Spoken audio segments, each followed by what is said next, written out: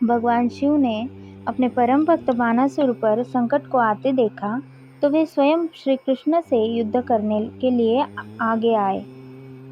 क्योंकि शिव जी सदा ही अपने भक्तों के अधीन रहते हैं, तब भगवान शिव और श्री कृष्ण की सेना में बड़ा भयानक युद्ध आरंभ हो गया। ओम नमः शिवाय। आस्था सागर यूट्यूब चैनल में आपका स्वागत है। रुद्र संहिता का अध्याय 54वां।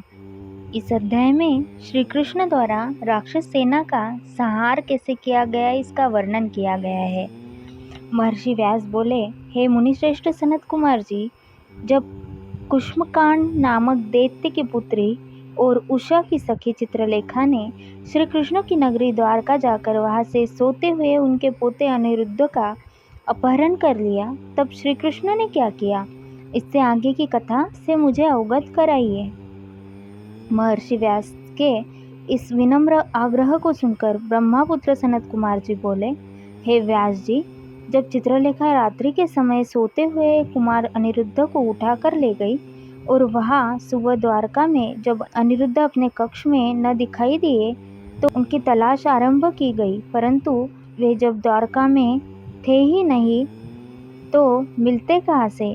जब अनिरुद्ध की माता आदि अन्य स्त्रियों को यह पता चला कि कुमार अनिरुद्ध अपने महल से गायब है तो वहाँ रोना पीटना मच गया।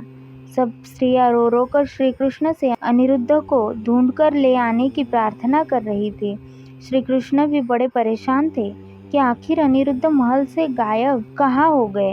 तभी वह भगवान श्री कृष्ण के राजमहल में देवर्षि नारद का आगमन हुआ। नारद ने भगवान श्री कृष्ण को चिंतित देखा तो अपनी आदत के अनुसार सारी बातें उन्हें बता दी। सब कुछ जानकर भगवान श्री कृष्ण ने अपनी अक्षौहिणी सेना के साथ दैत्यराज बानासुर की राजधानी शोणितपुर पर चढ़ाई कर दी। प्रद्युम्न, युयुधान, साम, सारण, नंद, उपनंद, बलभद्र और कृष्ण के सभी अनुवर्ती इस युद्ध में उनके साथ थे। जब इस प्रकार भक्तवत्सल भगवान शिव ने अपने परम भक्त बानासुर पर संकट को आते देखा तो वे स्वयं श्री कृष्ण से युद्ध करने के लिए आगे आए।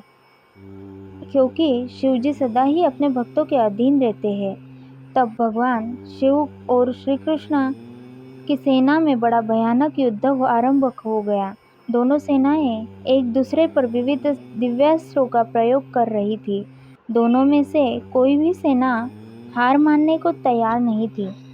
तब भगवान श्री कृष्ण स्वयं देवादिदेव भगवान शिव के पास गए और हाथ जोड़कर उन्हें प्रणाम कर उनकी स्तुति करने लगे।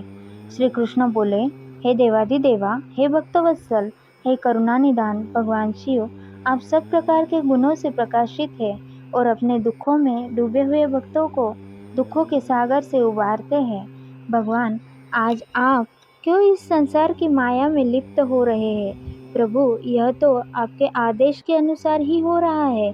पूर्व में आपने ही गर्व से भरे दैत्यराज बानासुर को शाप दिया कि उसकी 1000 भुजाओं का नाश शीघ्र ही होगा।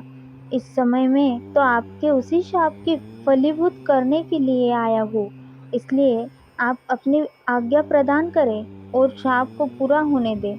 श्री कृष्ण के इस प्रकार के वचन सुनकर देवादिदेव भगवान शिव बोले, तात, आप सही कर रहे हैं, परंतु आप तो जानते ही हैं कि मैं सदा अपने ही भक्तों के वश में रहता हूँ, इसलिए अपने भक्त बानासुर की रक्षा करने के लिए ही मैं आपसे युद्ध करने को उद्यत हुआ हूँ।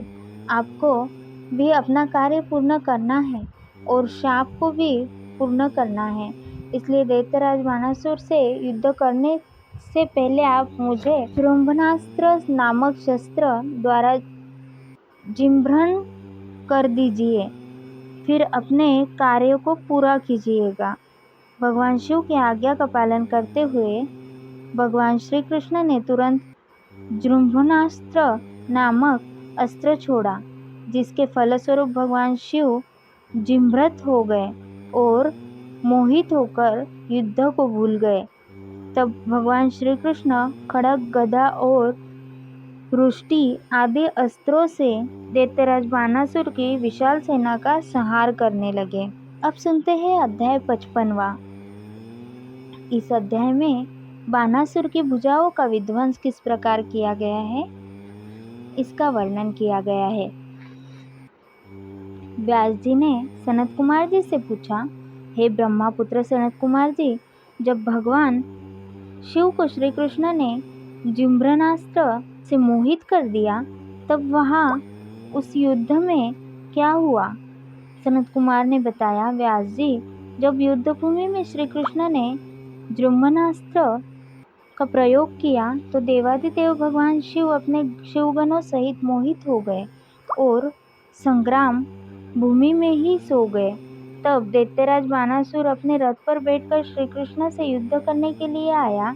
बानासुर के रथ के घोड़ों की लगाम उसके सेनापति कुष्मांड के हाथों में थी। अनेकों प्रकार के आयुधों से सुसज्जित होकर बानासुर भीषण युद्ध करने लगा। दोनों पक्षों में काफी समय तक युद्ध चलता रहा। श्री कृष्ण जी ने भगवान शिव का स्मरण करके हाथों में शार्क धनुष उठा लिया और बानासुर पर बाणों की वर्षा करने लगे। परंतु बानासुर भी वीर और पराक्रमी था।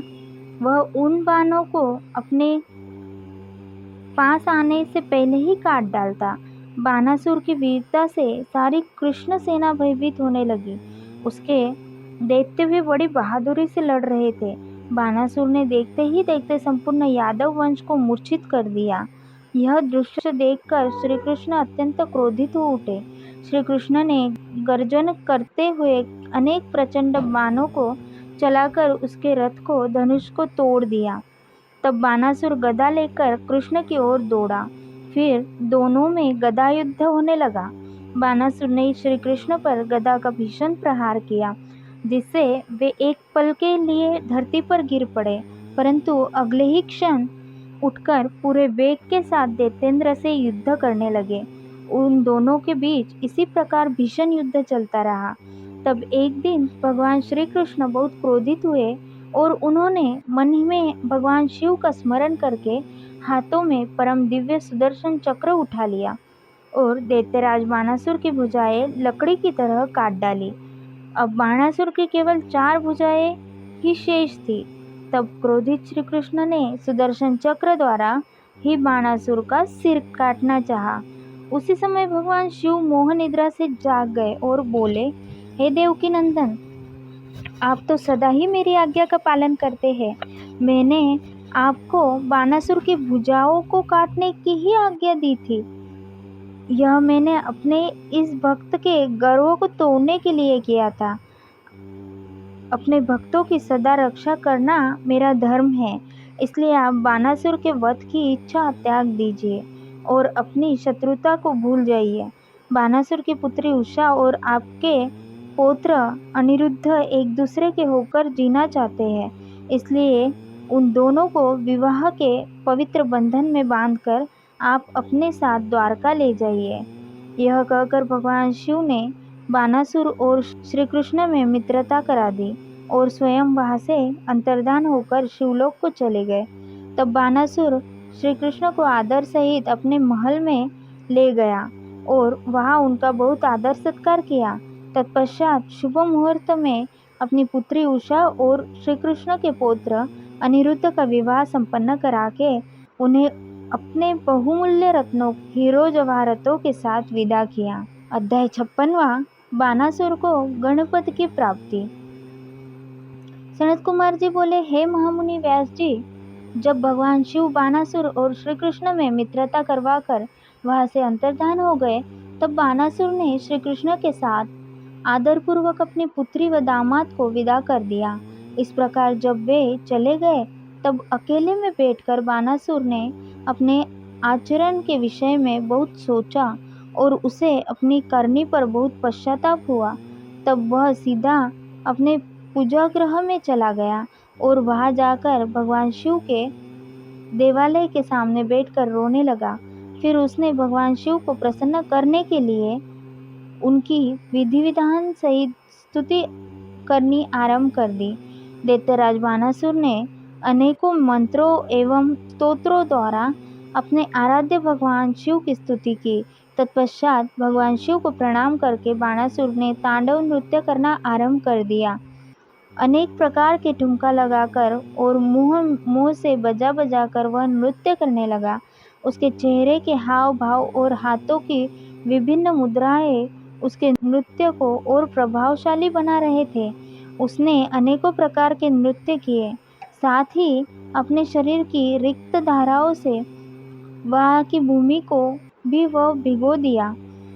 इस प्रकार दैत्यराज बानासुर की भक्ति भावना और घोर आराधना देखकर भगवान शिव उस पर प्रसन्न हो गए और उसको दर्शन देने के लिए वहां प्रकट हुए।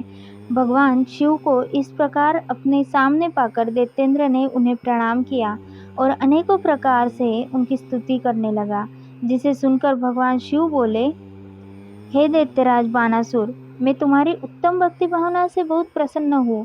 जो मांगना चाहते हो मांग लो, मैं तुम्हें आज तुम्हारी मनोवांछित वस्तु प्रदान करूंगा।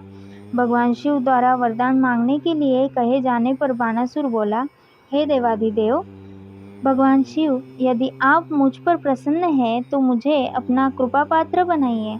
भगवान, मेरी पुत्री उषा और अनिरुद्ध का पुत्र ही मेरे शोणितपुर का राज्य संभाले। मेरा भगवान विष्णु से वैर भाव मिट जाए, मेरे अंदर व्याप्त रजोगुण और तमोगुण का नाश हो जाए और पुनः दैत्य भाव उत्पन्न न हो। मुझे सभी शिव भक्तों से स्नेह हो, मुझे आपके गणनायकत्व की प्राप्ति हो। इस प्रकार के वचन सुनकर भगवान शिव बोले, तथास्तु बानासुर, तुम्हें निश्चय ही मेरे गणनायक पद की प्राप्ति होगी। तुम्हारी सभी इच्छाएं अवश्य पूरी होगी। यह कहकर भगवान शिव वहां से अंतर्धान हो गए। शिव जी के प्रसाद से बानासुर ने महाकाल तत्व प्राप्त किया, जिसे पाकर वह बड़ा प्रसन्न हुआ। अध्याय 56वां समाप्त। अगली कथा हम अगले अध्याय में सुनेंगे। ओम नमः शिवाय।